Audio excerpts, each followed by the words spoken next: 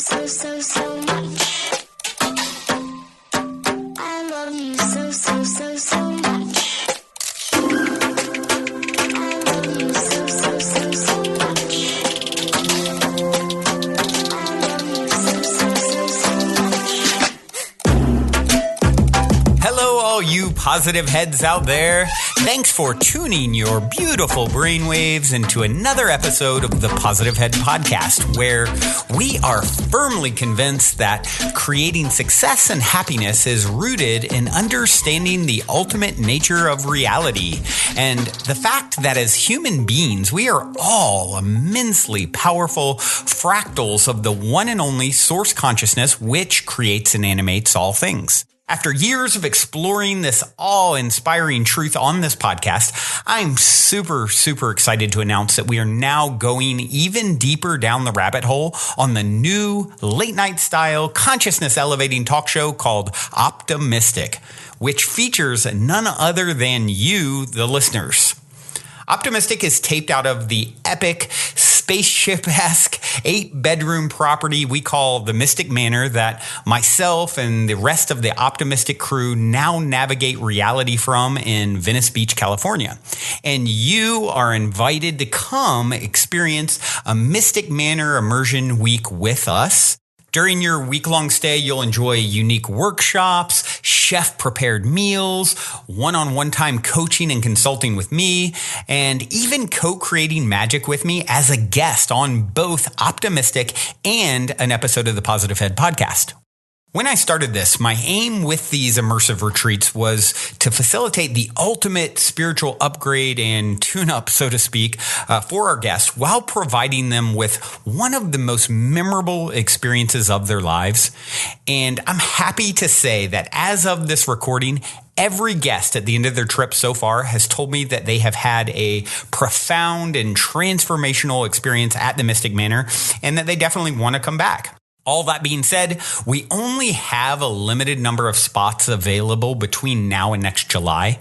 And as of this recording, about half of those spots are already filled. So if there's any part of you that is screaming, yes, I want to come, I feel like I need to be there, go now and book a slot with me to discuss how we can put our heads together and make it happen at calendly.com/talkwithbrandon. I know for some people there is also that little voice in their head saying, why not? I can't get off work. I can't afford it, and on and on and on. But, really Henry Ford, I think, said it best. Whether you think you can or think you can't, you're right. And I'm confident that where there's a will, there's a way. And I'm personally committed to doing everything in my power, including discounts and payment plans, to get you here if it is something that truly feels like a huge yes for you energetically and like you're meant to be here. Once again, the link to book time to discuss with me is calendly.com/talkwithbrandon. That's spelled calendly.com/talkwithbrandon. All one word, of course. And book in some time and look forward to seeing you soon here at the Mystic Manor.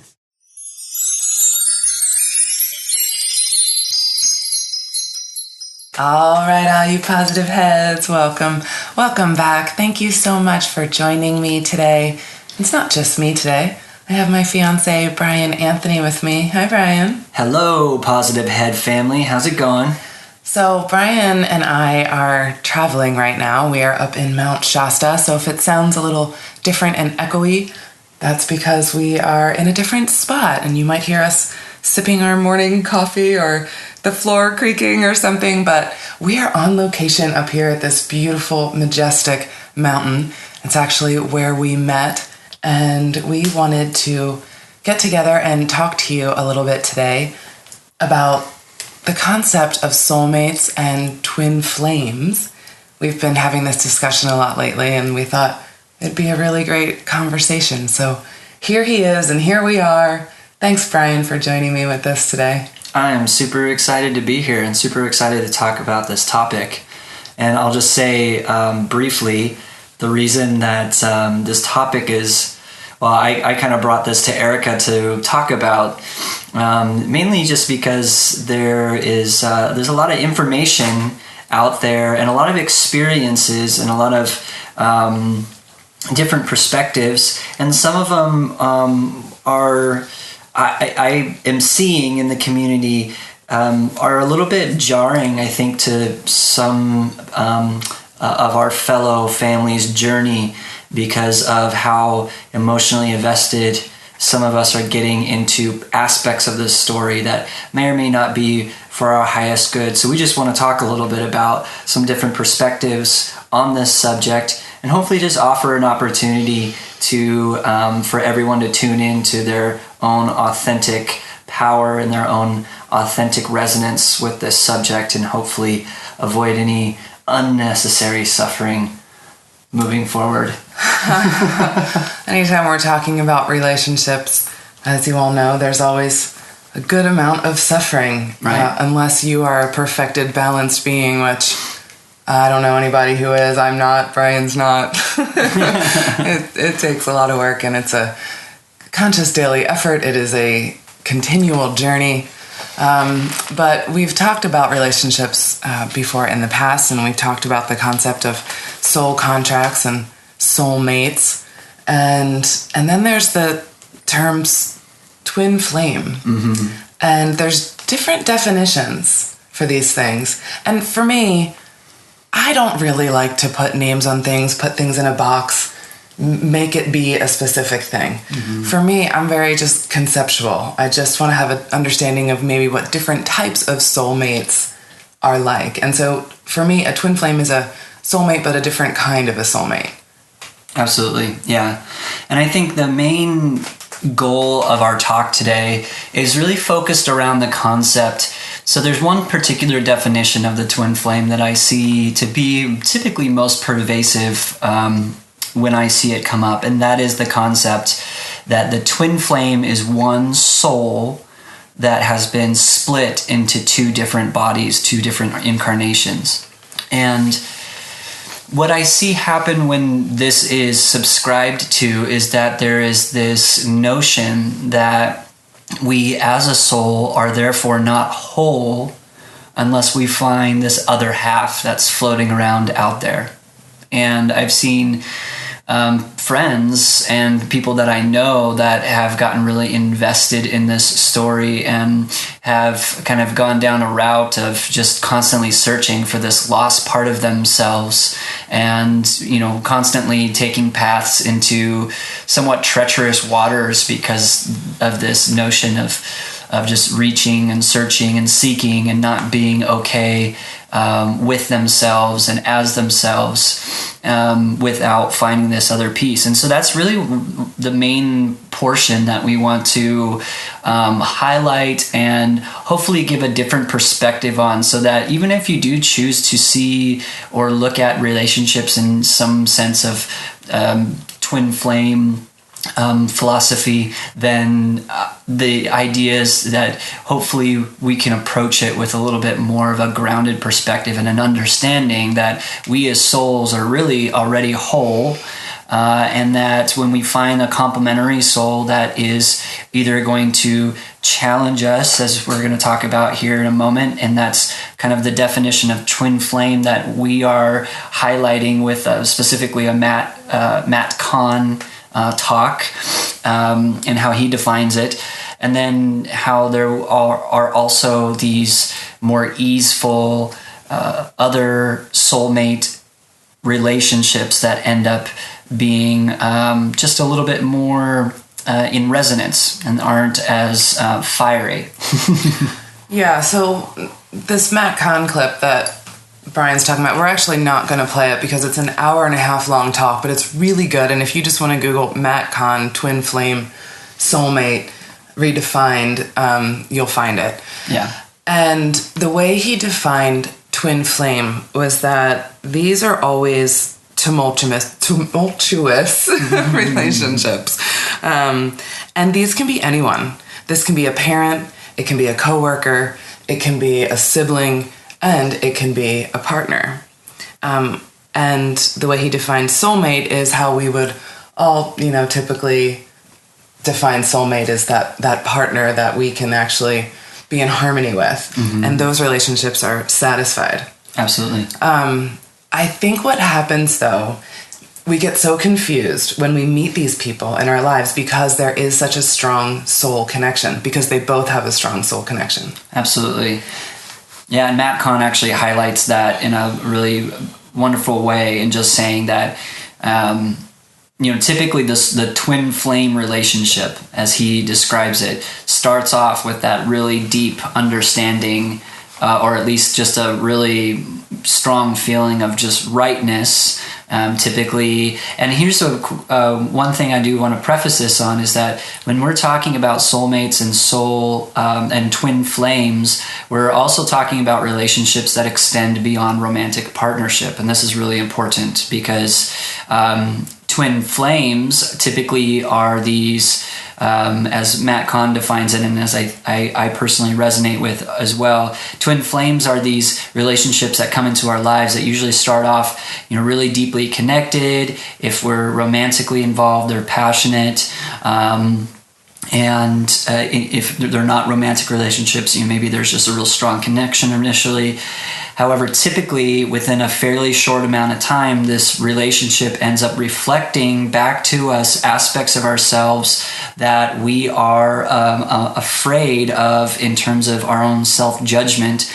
And so therefore these relationships are really showing up to kind of burn away, as a flame would, these aspects of ourselves that aren't really serving us. And typically those relationships will end up starting off fiery, deeply connected, but then they'll turn within a fairly short amount of time to reflect upon us that this isn't a relationship that's really serving us. It's here in the sense of staying within it, but it's more here to teach us a lesson so that we can find our power again and move on and find something more like a soulmate relationship, which ends up being more easeful, more resonant, and just typically more in line with our authentic being.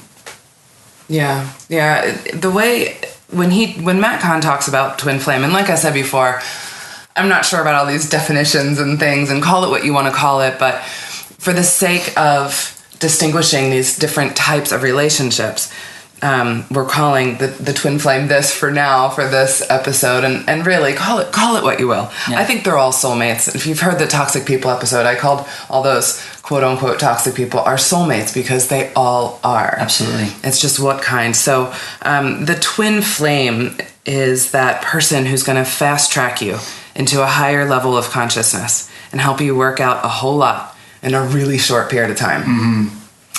And that's the way your soul wants to do it. Your soul could take a really, really long time and make it really easy on you, and it'll take forever to get you where you need to go. Soul doesn't want to do that. Soul wants to evolve as quickly as it possibly can. Mm-hmm. So here you go with all of the difficulties and challenges and lessons to learn so you can fast track. And so that's what it's for. Absolutely. These are blessings. Absolutely. These people.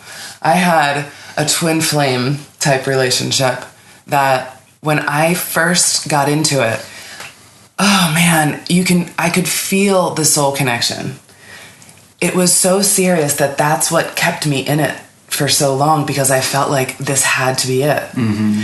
And I had a lot of signs and synchronicities from my guidance, from my higher self concerning this relationship, but I took it the wrong way. Mm-hmm. I felt like my guides were totally messing with me. I thought it was like, stop screwing with me. What's happening here? What was happening is they were teaching me how to use my own discernment. Absolutely. They were teaching me how to love myself. They put me in this situation where I felt less than, let's say. It just felt less than. And I had to decide that that wasn't good enough for me, that I was better than that I wanted more in my life. But if it wasn't for this twin flame, this soulmate, I wouldn't have gotten there as fast. And I'm not saying I'm there. It's still something that I work on every day. We all do. Everyone has to work on loving theirself every day, because it's again, daily conscious thing. Life happens and it gets hard. But these are why these people come into our lives, to help us. Yeah, Absolutely. Yeah, and I think there's a important distinguishment in terms of how the relationship shows up. I love one of the ways that Matt Kahn talks about just some of the things that happen. Like in relationship, obviously, there's always going to be some sense of conflict. And in the twin flame relationship, as he describes it, it's like a conflict ends up creating resentments or things that end up like lingering for, as long as the relationship is around. The people never forget that thing that person does or did, and there's kind of that sense of like holding on to this stuff. And in a soulmate relationship, in the sense of let's say a more easeful soulmate relationship, typically if there's conflict, what will happen is that there's going to be kind of more of a natural resolution. It might still take some resolution between the two people, but typically it's not going to linger as much, and it's kind of one of the markers that he talks about. And I just want to back up and say something too, and talk about what you had said about the signs and synchronicities. I think especially, twin flames obviously show up in our lives as we're defining them for this conversation. I think well before we are aware of, synchronicities and things like that, right? And I think this is the interesting part, though, is that as we do start getting more aware and start seeing synchronicities, is that there's still a possibility for twin flames showing up. And this is what I've seen in some of the people that I know that are really invested in the split soul twin flame theory, is from the outside perspective and not from a judgmental place, just from an observational place. I see them getting into relationships, searching for this other half of themselves, and then that relationship ends up running them through the ringer. They might even experience some form of abuse or having their power taken away. And I see that lesson coming up for them because they're getting so invested in this story. But what will happen is that with some of these people that I know, as they became more spiritually, let's say, aligned or evolved, they would see these synchronicities that would come up as a result of these relationships. Yeah. And what's interesting too is there is, and I'll just say that there's the video that was in the suggested videos underneath the Matt Kahn video that said something like, 7 signs that you've met your twin flame. And not to negatively judge this video, it was very much based in positivity. That was their intention, was showing positive ways that you can understand if you've met your twin flame. However, one of the very first things that they said was, when you meet your twin flame, you're going to see all different types of signs and synchronicities. And this might be very much true if we're talking about a more easeful, possibly lifelong partnership, romantic partnership, or otherwise. And it's also very possible for synchronicities to align you with these, let's say, more tumultuous twin flame relationships that we're talking about, because and this has been in my experience, especially just in general in the spiritual path, is that as you become more aware and spirit or whatever the higher power is that is at work is asking you to develop that discernment that Erica talked about, then they're going to put things in your path. Like for me, I've been introduced to several different kind of spiritual teachings that I got really heavily invested into, kind of paradigms of thinking, and I thought when I was in them that this was like my lifelong path, let's say. But then what would happen is that it started becoming out of resonance as I started growing spiritually, and I went through a little bit of suffering holding on to this paradigm because I thought it was what I was supposed to kind of be committed to for my lifelong learning path. And Spirit was showing me that I needed to develop a discernment around realizing that just because some of these things came up with all types of synchronicities and all kinds of alignments, and I had these really deep, for the first time ever type of soul feelings when I was with these group of people and the spiritual teachers and all this stuff. However, there were signs that came up as I was going through that practice that it wasn't completely in resonance with me, and I kind of ignored that because I got really invested into it. And I think this translates into these relationships that we're talking about. The ignoring of the red flags, you all do this. Every single one of you.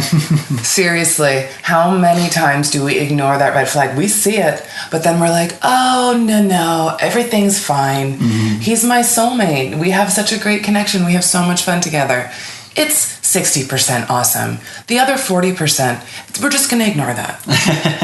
That happens. Yeah. That happens regularly. I know because I've done it. And, back to what you were saying about searching for that other half. When we're doing that, when we're always looking for that, what we're going to always bring in is another twin flame. Yet another person to teach you the lesson of loving yourself. Because it's not about finding someone else to complete you. You complete you.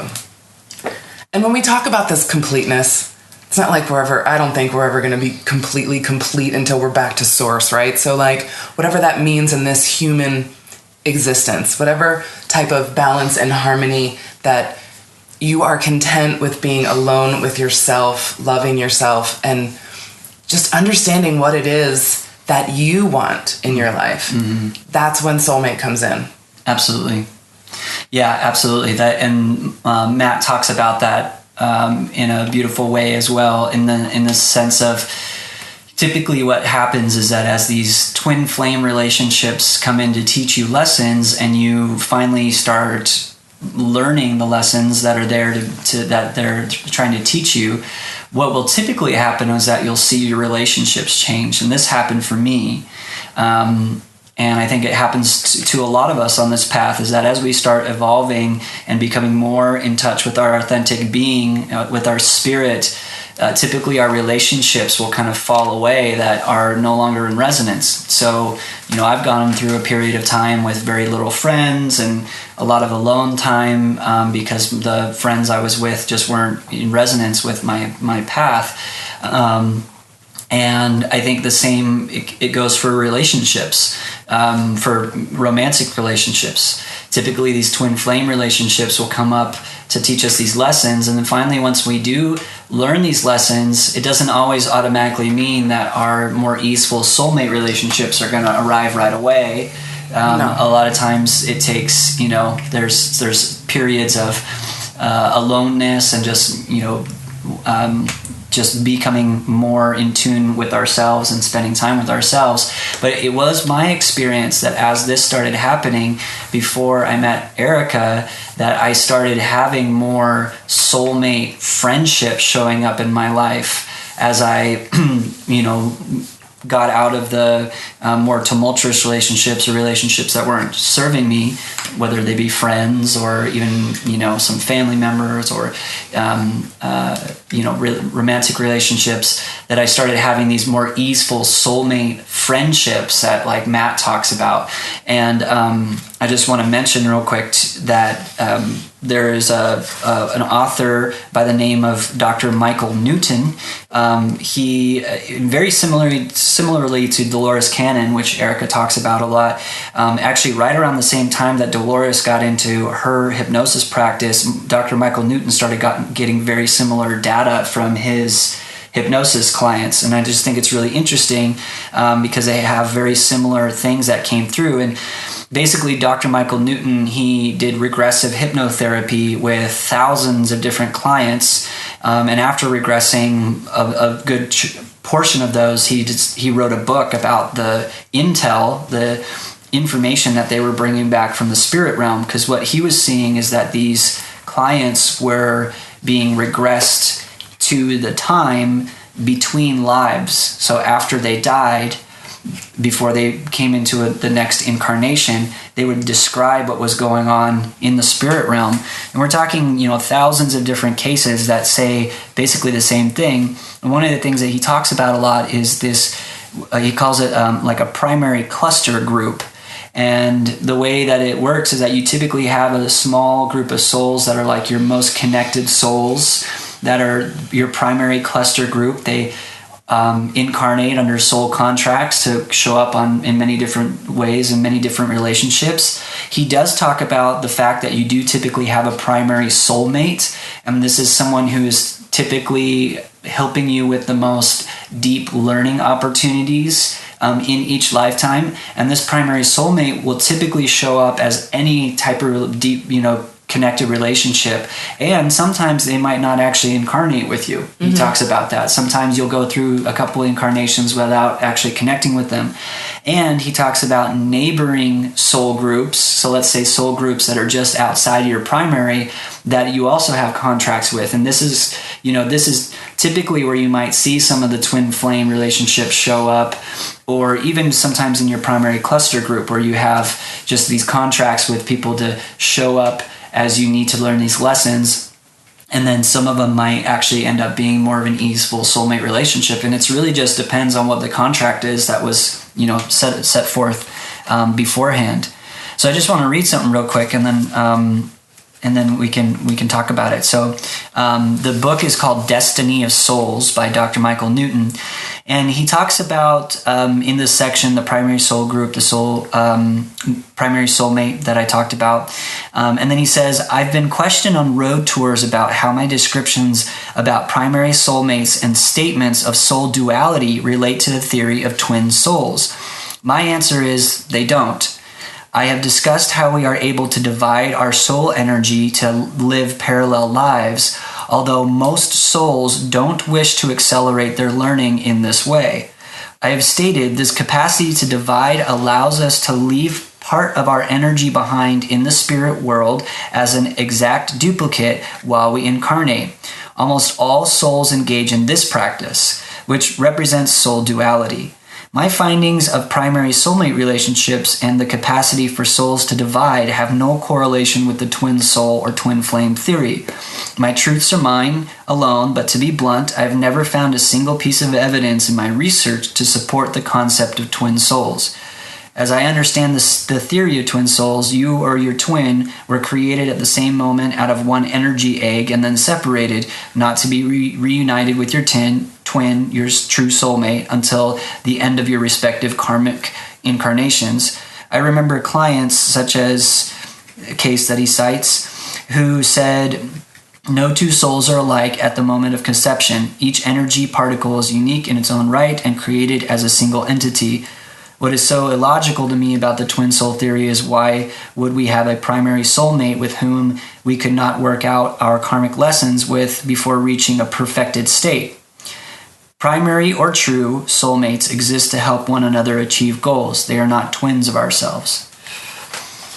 So yeah, it's just interesting that in his research and what these people are basically reporting to him from the spirit realm is that some souls will actually fragment into different incarnations, but they typically, in another book, he talks about this more extensively, but they typically don't interact. And the reason is that the soul actually doesn't interact with itself because it's more inhibiting to its spiritual growth. The soul learns more by interacting with other souls. Yeah, that makes sense. And so I just think it's interesting just to note. And again, we're just presenting perspectives about, what our experience and some of the research out there, again, to hone in on the fact that really, whatever way you want to look at it, we as souls are complete in as many ways as we can highlight when we come into this our incarnation, and we don't need to search for the other part of ourselves or wait until we're done with our karmic journey to be able to be reunited. Like, we're already here. We need to turn that search inward. Mm-hmm.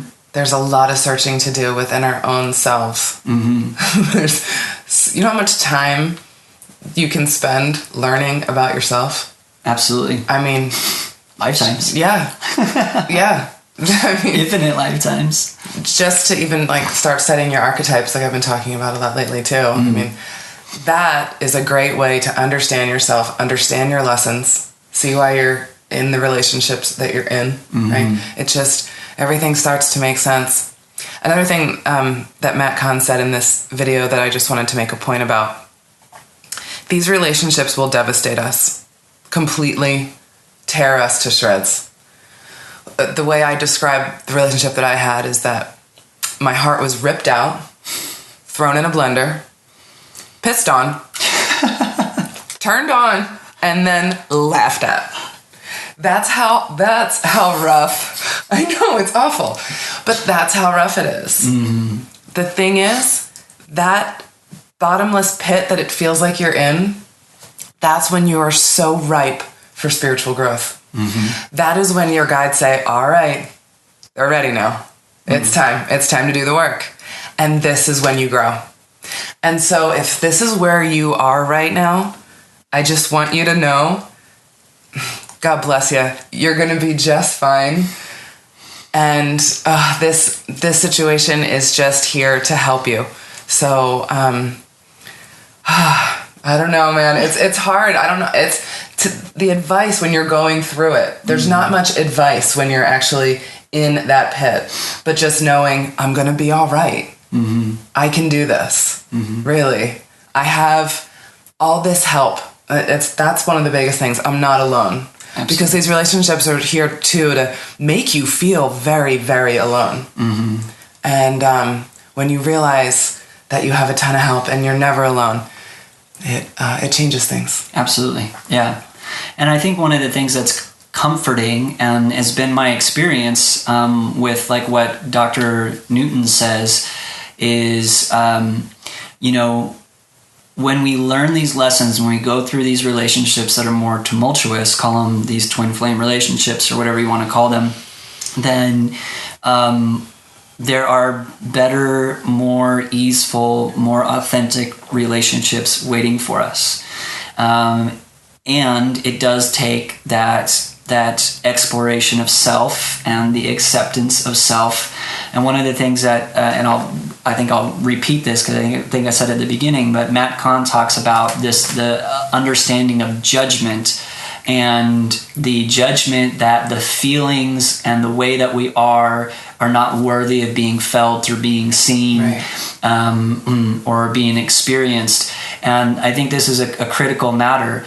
If we find ourselves after these relationships really deeply judging ourselves and not resolving that judgment. So let's say we go through some relationship that felt like a betrayal or felt like our power was taken away, and we walk out of that feeling powerless, feeling like the world is going to betray us or that we were too weak, and we don't take some time to really explore why that's not true, that we had a temporary lapse in judgment, that we totally have the opportunity to take our power back, our sovereignty, that through, things like meditation, we can explore ourselves through more authentic connections, finding that passion that inspires us, our creativity, these different ways that we can get in tune with ourselves. We can realize that we have that power, we have the ability to be, to find more of ourselves that make us feel more in resonance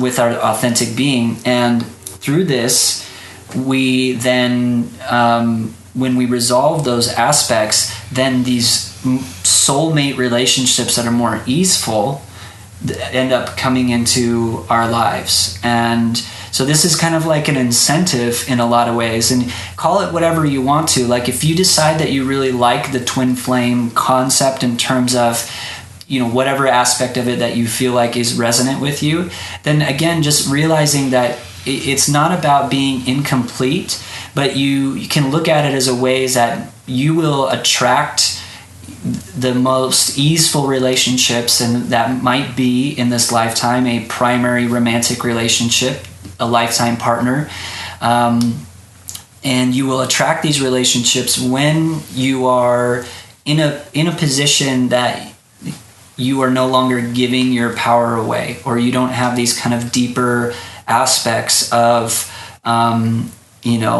lack of self-love or self-flagellation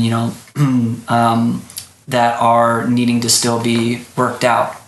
So that doesn't mean that you're not worthy of love if you still have these things out there. And I just want to highlight that, like if you're still working through these things. I mean, I found Erica, and I'm still working through a lot of things in my personal experience. This relationship has been an awesome opportunity for me to do that. Me too. We both are. Yeah. And so there's still going to be opportunities to work through those aspects. And just realize that if you're in these tumultuous relationships and you're feeling that longing for a soulmate, a twin flame, realize that the key point is that longing, can be more expectant of, when I'm feeling more whole within myself, I know that I'll attract more wholeness in a partner, versus I'm only going to feel better once I find the person that completes me. And that's kind of like, that's the key point that will hopefully allow for a little less suffering in the journey, if we can look at it that way. Yeah, absolutely. Because if you're looking at it the latter way you were just talking about, you're going to always be searching. If you're searching, you're always searching. If you're hoping, you're always hoping. Right? Absolutely. So the focus needs to turn inward. And with the judgment thing, if you're judging yourself, you're not loving yourself. So if we can look at our situations and at least not beat ourselves up for our feelings, and just say, it's okay that I'm feeling this way. Of course I'm feeling this way. I'm human, and I'm gonna feel this way, and I'm not gonna judge that. And I'm just gonna love this moment for whatever it is, because that's all I can really do to get out of it. Really, Absolutely. what else can you do? Love and gratitude. Love, gratitude, and forgiveness will get you out of a lot of things in that heaviness. It really will lighten up that heaviness. Yeah. Well, you guys, I hope that we maybe cleared up some things or shed some light on this topic a little bit. Hopefully there's some understanding of some relationship dynamics going on right now. I want to thank Bryan for joining me today. Absolutely. Yeah, thank you all for having me here. I'm always honored to be on this podcast with my beloved Erica, and I'm just always appreciative of everyone who listens and is part of the Facebook group. Join us on the conversation, the Facebook group. There's a lot of great explorations going on there. And yeah, just the last thing I want to say is just remember your wholeness. Because even in the times where you feel like you're totally broken apart, really those aspects that are being broken apart are they're aspects that are built around your wholeness. They're aspects that are distorting the fact that you're already whole, that you're already complete, that you're perfect in your imperfections. And that, what feels like it's getting broken apart is really just those things that are keeping you from seeing that aspect of your light. So just remember that no matter what you're looking for in terms of relationships, whether it's romantic relationships or otherwise, that you have this sense of wholeness, and that the relationships that are going to feed you the most are those that are going to reflect that wholeness back to you, versus reflecting the notion that you are incomplete without this relationship in your life. To completeness. To completeness. Cheers. With that, everybody, we're out of here for today. We're going to leave you with a song. This is Ayla Nario, Take It Slow. Till next time, everyone. Love you all. And if you're feeling the call to come for a week retreat-style Mystic Manor immersion, remember to go now and book your time to speak with me directly about stepping into the optimistic vortex at calendly.com/talk with Brandon while there are still spots left. Otherwise, I look forward to co-creating magic with you at the Mystic Manor. Take it slow. Don't get in your way, keep it moving. At the pace of every weather, look within. And don't forget you are surrounded by the wind, as it rushes in your lungs. Oh, honey, you are part of the moon, precious cave. Don't forget there is unknown inside you. Don't turn away from yourself by being like somebody else. You are tide crashing over and call of the mountains and the darkest tunnels, or where your light comes from. So take it slow. What you long for is on its way, and don't stop reaching. Taste the sound of every color deep within. Let Let your wild bee uncaged run with the wind and rush into its lungs. Oh, honey, you are born of the moon, precious cave. Don't forget there is unknown inside you. Don't turn away from yourself by being like somebody else. You are tide crashing over and call of the mountains in your darkest tunnels. Where your light come from, oh, aim for the journey and grow with the night. Be brave in your loving, keep steady your side. Oh, honey, you are born of the moon, precious cave. Don't forget there is unknown inside you. Don't turn away from yourself by being like somebody else. Don't turn away from yourself by being like somebody else. Don't turn away. Don't turn away. Don't turn away. Don't turn away. You are tide crashing over and call of the mountains and your darkest tunnels, or where your light